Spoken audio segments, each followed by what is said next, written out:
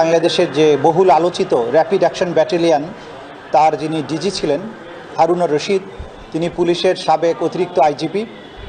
তিনি যখন র্যাবের দায়িত্বে ছিলেন তার সময়ই জুলাই এবং আগস্ট মাসের যে গণ অভ্যুত্থান হয় ছাত্র জনতার, সেই অভ্যুত্থানের সময় তিনি র্যাপিড অ্যাকশন ব্যাটালিয়নের প্রধান হিসাবে এই ছাত্র জনতাকে গুলি করে হত্যা করা, তাদের নির্যাতন করা এবং তাদের উপরে হেলিকপ্টার ব্যবহার করে এই ছাত্র জনতাকে নির্মূল করার জন্য যে পরিকল্পনা এবং পরিকল্পনা বাস্তবায়ন, সেটা তিনি করেছিলেন হারুন আর রশিদ তার অধীনস্থ অফিসারদেরকে ব্যবহার করে।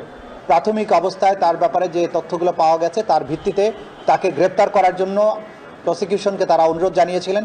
তার ভিত্তিতে আজকে আমরা পিটিশন মুভ করেছি। আদালত তাকে গ্রেপ্তার করে এই ট্রাইব্যুনালে হাজির করার জন্য নির্দেশ প্রদান করেছেন। যেহেতু আদালত আজকে ওয়ারেন্ট ইস্যু করেছেন, সেই অনুযায়ী আইনশৃঙ্খলা রক্ষাকারী বাহিনীর দায়িত্ব হচ্ছে তাকে খুঁজে বের করে আদালতের কাছে গ্রেপ্তারি পরোয়ানাটা কার্যকর করে উপস্থিত করানো। আজকে পর্যন্ত 96 জন হয়েছে, যে 96 জনের বিরুদ্ধে গ্রেপ্তারি পরোয়ানা জারি হয়েছে, যার অধিকাংশই হচ্ছেন পুলিশ বাহিনীর সদস্য। কিছু আছেন সিভিলিয়ান, সাবেক প্রধানমন্ত্রী স্বৈরশাসক শেখ হাসিনা, তার মন্ত্রিপরিষদের সদস্য এবং এমপি, ছাত্রলীগ, আওয়ামী লীগের নেতারা আছেন।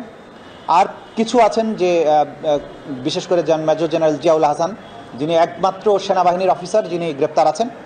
এরকম আর অন্যান্য বাহিনীর সামান্য কিছু আছে, কিন্তু মোটা দাগে সিভিলিয়ান এবং পুলিশের সদস্যটাই বেশি বলে আমরা আমাদের এখন পর্যন্ত যে পরিসংখ্যান আছে সেখানে আমরা দেখতে পাচ্ছি।